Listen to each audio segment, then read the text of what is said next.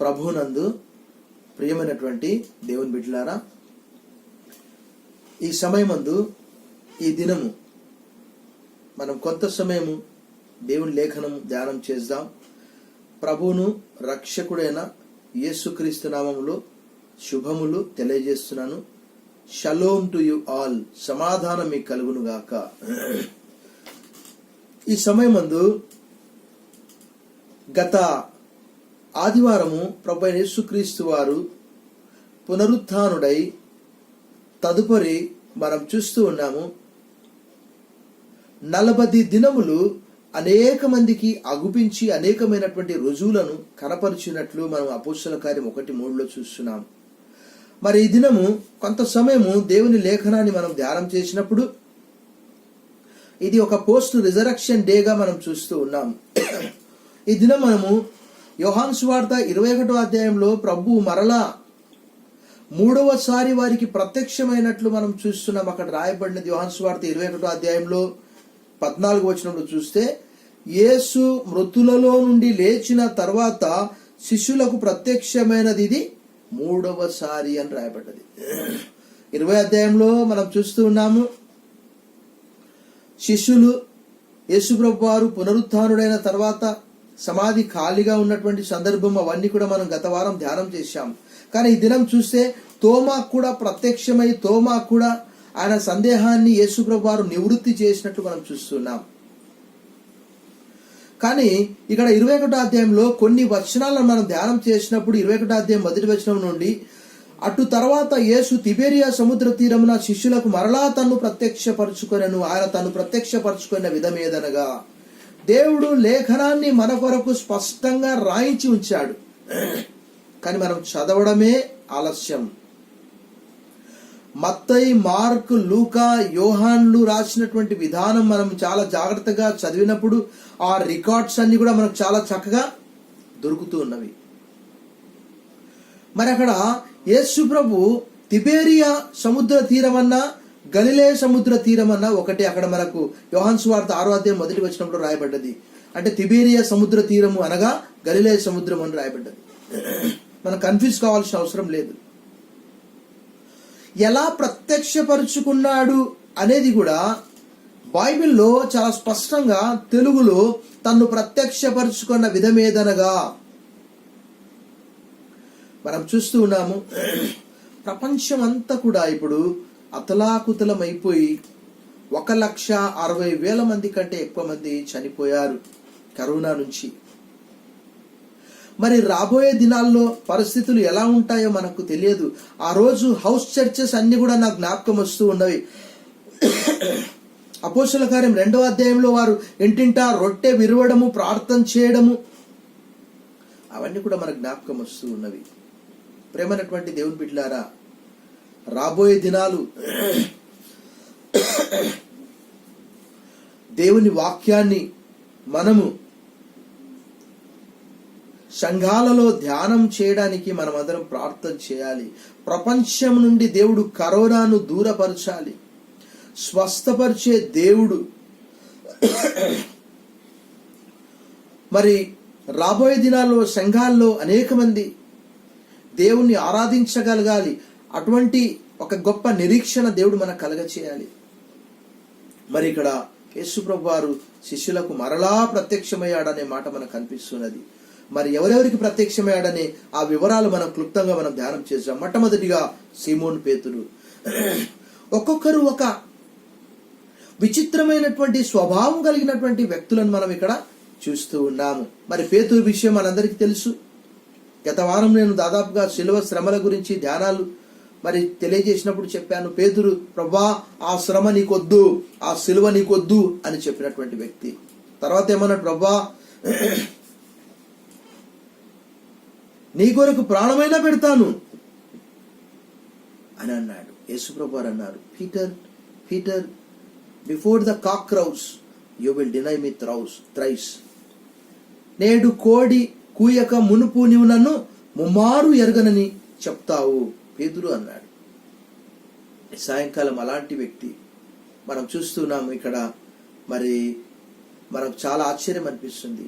అలాంటి వ్యక్తి యేసు ప్రభు యందు నమ్మకం ఉంచకపోయినప్పటికీ కూడా మరలా అతనికి ప్రత్యక్షమైనట్టు మనం చూస్తున్నాం. ఒక్కొక్క వ్యక్తి చాలా విచిత్రమైనటువంటి వ్యక్తులు. మనము కూడా, మన స్వభావం కూడా చాలా విచిత్రమైనటువంటి స్వభావము. కానీ ఇక్కడ యేసు ప్రభు వారు మరలా వారికి ప్రత్యక్షమైనట్లు అక్కడ రాయబడి ఉంటున్నది.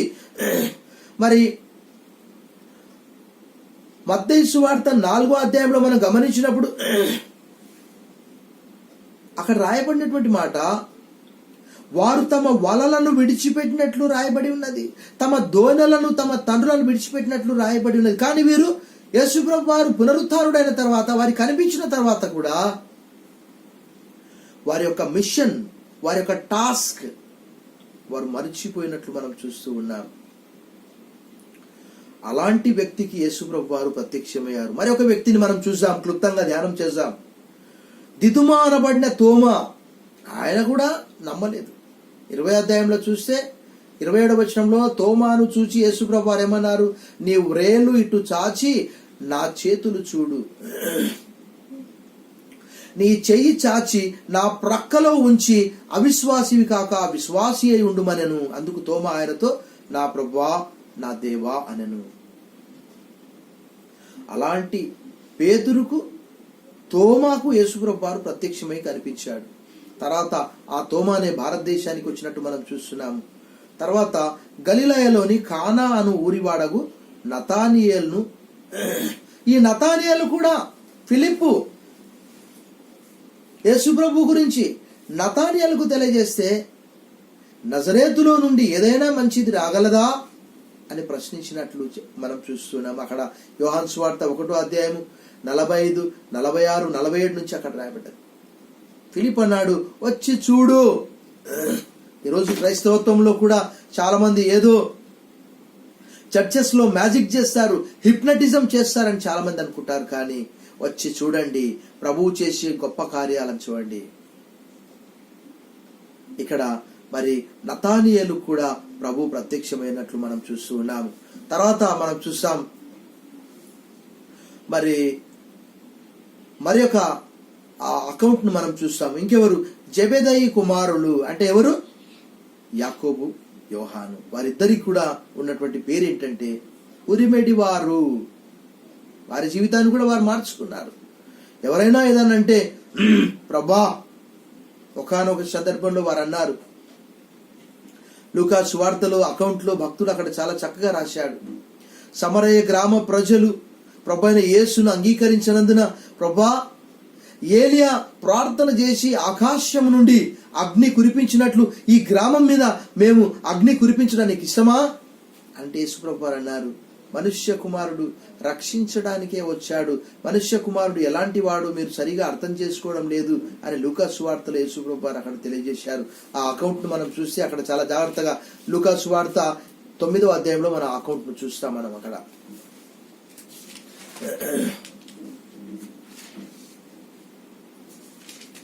లూకా సువార్తలో 9వ అధ్యాయంలో మనం చూస్తాం, శిష్యులైన యాకోబును యోహాన్ను ఇద్దరు కూడా జెబెదయి కుమారులు. 54వ వచనం 9 లూకా సువార్త. అది చూచి, ప్రభా ఆకాశం నుండి అగ్ని దిగి వీరిని నాశనం చేయునట్లు మేము ఆజ్ఞాపించిన నీకు ఇష్టమా అని అడగా, ఆయన వారి తట్టు తిరిగి వారిని గద్దించను.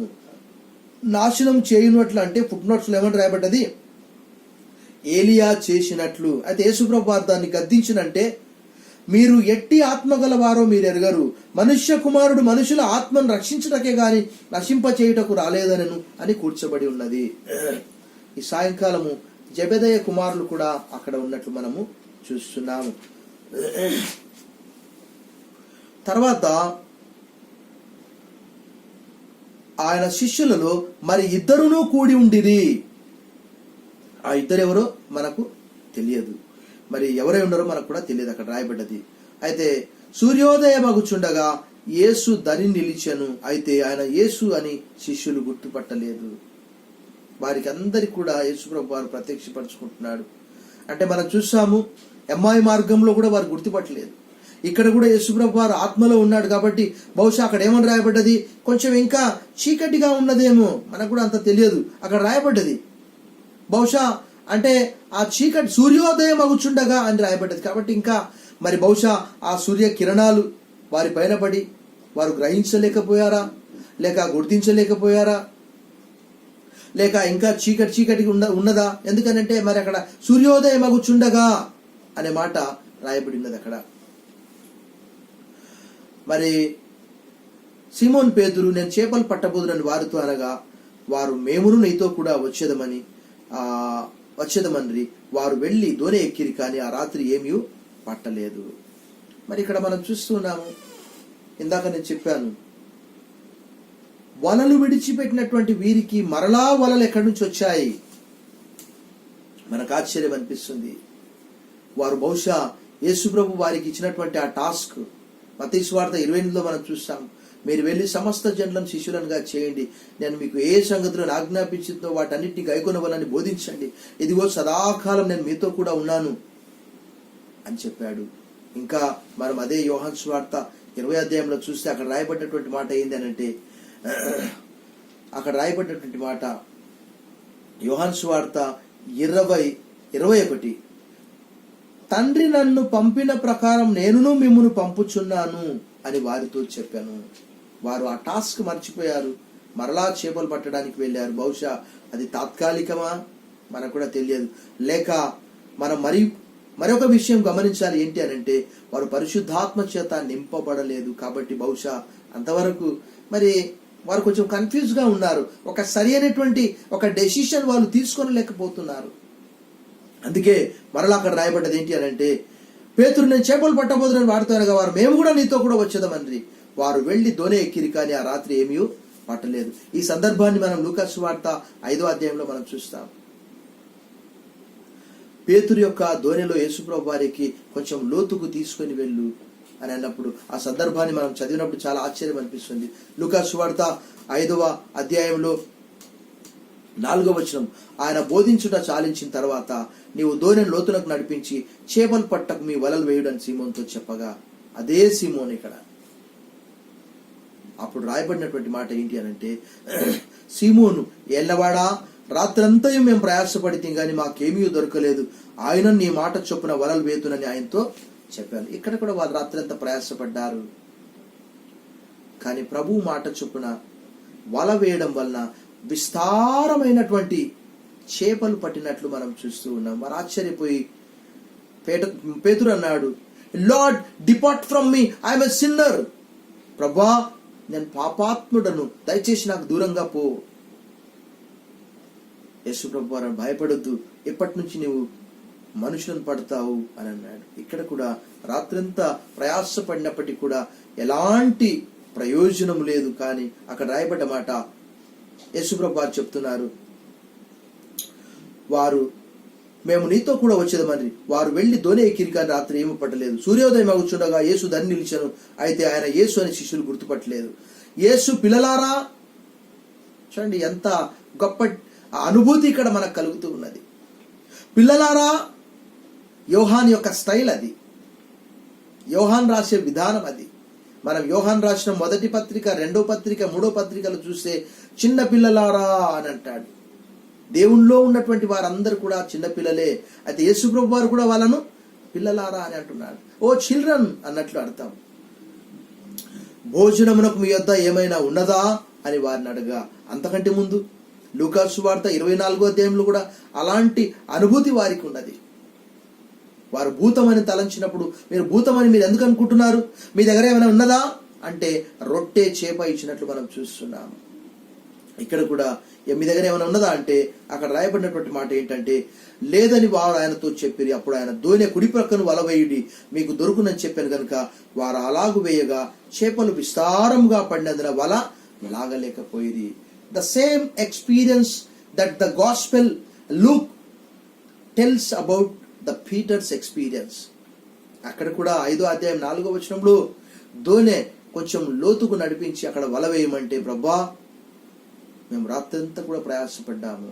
కానీ ఇక్కడ కూడా మనము అక్కడ 3వ వచనం యోహాను సువార్త 21వ అధ్యాయం అకౌంట్లో అక్కడ ఆ రాత్రి ఏమి కూడా వారు పట్టలేకపోయారు. కానీ ఇక్కడ రాయబడినటువంటి మాట ఏంటి అని అంటే, వారు ఆయనతో చెప్పినటువంటి మాట యేసుప్రభు వారు చెప్పినటువంటి మాట, దోనె కుడి ప్రక్కన వల వేయండి మీకు దొరుకునని చెప్పాను గనుక వారు అలాగు వేయగా ప్రభు మాట చొప్పున, ప్రభు ఎక్కడుంటే అక్కడ, ప్రభువే క్షేమాధారము, కీర్తనల గ్రంథం 16లో అంటాడు. ఆయనతో మనం ఆయనతో కూడా ఉన్నప్పుడు మాత్రమే ఇలాంటి క్షేమాన్ని మనం చూసాము. ఆయన మాట చొప్పున చేయడం వలన అక్కడ రాయబడినటువంటి మాట ఏంటంటే, వారు అలా చేసి విస్తారమైనటువంటి చేపలు పట్టారు. కాబట్టి యేసు ప్రేమించిన శిష్యుడు అంటే ఎవరు? అపోస్తలుడైనటువంటి యోహాను, జెబెదయి కుమారులు. యేసు ప్రేమించినటువంటి శిష్యుడు ఆయన ప్రభు సుమి అని పేతురుతో చెప్పాను. ఆయన ప్రభు అని సిమోను పేతురు విని వస్త్రహీనుడై ఉన్నందున, అంటే వాళ్ళు చేపలు పట్టడానికి ఫుల్ డ్రెస్ ఉండదు కాబట్టి బహుశా ఆ చేపలు పట్టడానికి వెళ్ళినప్పుడు అలాంటి ఒక స్విమ్ సూట్ లాంటిది వేసుకొని ఉండవచ్చు. పూర్తిగా వస్త్రహీనుడిగా లేదు, అది మనకు తర్జుమాలో అలా ఉన్నది. పైబట్ట వేసి సముద్రంలో దుమికెను. దరి ఇంచుమించు 800 మూరల దూరం ఉన్నందున తక్కిన శిష్యులు చేపలు గల వలలాగుచు ఆ చిన్న దోణిలో వచ్చింది. వారు దిగి దరికి రాగానే అక్కడ నిప్పులును వాటి మీద ఉంచబడిన చేపలను రొట్టెయు కనబడెను. యేసు ప్రభు వారు ఇక్కడ మనం చూస్తూ ఉన్నాము, శిష్యులతో కూడా బ్రేక్ఫాస్ట్ చేస్తూ ఉన్నాడు, అల్పాహారం భుజిస్తూ ఉన్నాడు. దాని కొరకే ఆయన తను తాను వారికి ప్రత్యక్షపరుచుకున్నాడు. అలా ప్రత్యక్షపరుచుకునడం వలన వారి జీవితాలు మారిపోయి అపోస్తలుడైనటువంటి పేతురు ద్వారా దేవుడు సంఘాన్ని స్థాపించినట్లు మనం చూస్తున్నాము. అక్కడ 2వ అధ్యాయంలో 14వ వచనం నుండి దాదాపుగా అధ్యాయం అంతా కూడా తనే మాట్లాడినట్లు మనం చూస్తూ ఉన్నాం. వారిని మరలా ఒకసారి ఎంకరేజ్ చేస్తూ ఉన్నాడు. అక్కడ నిప్పులు వాటి మీద ఉంచబడిన చేపలు రొట్టెయు కనబడెను. 10వ వచనం, యేసు మీరు ఇప్పుడు పట్టిన చేపల్లో కొన్ని తీసుకుంటారని వారితో చెప్పగా సీమోను పేతురు దోణి ఎక్కి వలం దరికి లాగాను. అది 183 గొప్ప చేపలతో నిండి ఉండెను. నెంబర్ కూడా చాలా చక్కగా రాయబడి ఉంటుంది. ప్రేమైనటువంటి దేవుని బిడ్డలారా, చేపలంతా విస్తారంగా పడినను వల పిగల్లేదు. యేసు రండి భోజనం చేయడని వారితో ఆయనను. ఆయన ప్రభు అని వారికి తెలిసినందున నీవెవడవని శిష్యులో ఎవడును ఆయన్ను అడగ తెగింపలేదు. యేసు వచ్చి ఆ రొట్టెను తీసుకుని వారికి పంచిపెట్టెను, అలాగే చేపలను కూడా పంచిపెట్టెను. ఈ సాయంకాలము ఆ రోజు శిష్యులతో కూడా బ్రేక్ఫాస్ట్ చేశాడు. ఈరోజు పునరుత్థానుడైనటువంటి క్రీస్తు మన హృదయం అనే తలుపును తట్టుచు, నా స్వరం విని మీరు తలుపు తీస్తే మీ హృదయములలోనికి వచ్చి నేను మీతో కూడా భోజనం చేస్తాను అని అన్నాడు. మన హృదయం అనే తలుపు తట్టుచూ ఉన్నాడు. మన గృహంలోనికి రావడానికి ఇష్టపడుచు ఉన్నాడు ఆయన. ఈ పునరుత్థానుడైనటువంటి క్రీస్తు వారికి ప్రత్యక్షమైనప్పుడు వారి జీవితాలు మారిపోయాయి. అపోస్తలులైన యోహాను, యాకోబు, నతానియేలు, పేతురు, తోమా భారతదేశానికి వచ్చాడు. పేతురు అంతకంటే ముందు పిరికివాని వలె ఉన్నాడు. తర్వాత మనం చూస్తూ ఉన్నాము పోస్ట్ రిజరక్షన్. యేసు ప్రభు వారు ఇది మొదలు దాదాపుగా 40 దినాలు అనేక మందికి ప్రత్యక్షమై అనేకమైనటువంటి రుజువులను చూపించినట్లు మనం చూస్తున్నాం. ఈ సాయంకాలము ప్రియమైన దేవుని బిడ్డలారా, లేఖనాలను చదవండి. ఈ దినము పునరుత్థానము సంవత్సరానికి ఒక్కసారే మనం జరుపుకుంటున్నాం. కానీ ఆ రోజు దేవుని వాక్యంలో మనం చూస్తే అపోస్తలుల కార్యం 4వ అధ్యాయంలో ఈ నామమును బట్టి మీరు బోధింపకూడదు అని వారికి కఠినంగా ఖచ్చితంగా ఆజ్ఞాపించినప్పటికీ మేము దేవుని మాట వినుట న్యాయమా, మీ మాట వినుట న్యాయమా, మేము ఏది వింటిమో మా కన్నులు ఏది చూచెనో దాన్ని మేము తెలియజేయకుండా ఎలా ఉంటామన్నాడు. ఈరోజు ప్రభు యొక్క పునరుత్థాన అనుభవం పొందినటువంటి మనము ఇతరులకు తెలపకుండా మన పొరుగు వారికి, మన పనిచేసే ప్రాంతంలో సహోద్యోగులకు, మన బంధువులకు, మన మిత్రులకు, మన ఇరుగు పొరుగు వారికి మనం తెలపకుండా ఎలా ఉండగలము? ఈ సాయంకాలము ఇలాంటి గొప్ప అనుభూతిని ప్రభు శిష్యులను అక్కడ బలపరిచినట్లు మనం చూస్తున్నాం. అక్కడ ఈ సాయంకాలము ఈ లేఖన భాగం ద్వారా ఇంతమందికి మరలా యేసు మృతుల్లో నుండి లేచిన తర్వాత శిష్యులకు ప్రత్యక్షమైనది ఇది 3వసారి. ఈరోజు ఈ లేఖనాల ద్వారా ప్రభు మనతో మాట్లాడుతున్నాడు. దేవుడు మనందరినీ ఆశీర్వదించునుగాక. ఆమేన్. ప్రార్థన చేస్తాను. సర్వశక్తి గల దేవా, ఆ రోజు శిష్యులకు ప్రత్యక్షమయ్యావు. ఈరోజు నీ వాక్యం ద్వారా మాతో మీరు మాట్లాడుతున్నారు ప్రభా, నీకు వందనాలు చెల్లిస్తున్నాం నాయన. మరి ఈ దినం మేము చూస్తూ ఉన్నాం, నీవు చనిపోయి సమాధి చేయబడి తిరిగి లేపబడి గత ఆదివారం అలాంటి అనుభూతిని మేము పొందుకున్నాం. ఇది మొదలు నాయన 40 దినాలు నీవు అనేక మంది కనిపించినట్లు మేము చూస్తున్నాం. అది అపోస్తలుల కార్యం 1:3 రాయబడ్డది. కొరింథీయులకు రాసిన మొదటి పత్రిక 15వ అధ్యాయం 3, 4, 5, 6, 7 వచనాలు అక్కడ రాయబడ్డది. ఒక్కసారే నీవు 500 మందికి అగుపించినట్లు అక్కడ భక్తుడు రాస్తున్నాడు. ఈ రాత్రి భారతదేశంలో సాధు సుందర్ సింగ్ లాంటికి మీరు ప్రత్యక్షమయ్యారు ప్రభా, భక్త సింగ్ లాంటి వారికి మీరు ప్రత్యక్షమయ్యారు ప్రభా. నీ పిలుపుని అందుకొని ఈరోజు అనేక మందికి నీ వైపుకు తిరిగే భాగ్యం కలుగచేయమని యేసు నామములో ప్రార్థిస్తున్నాం తండ్రి. Amen. God bless you all.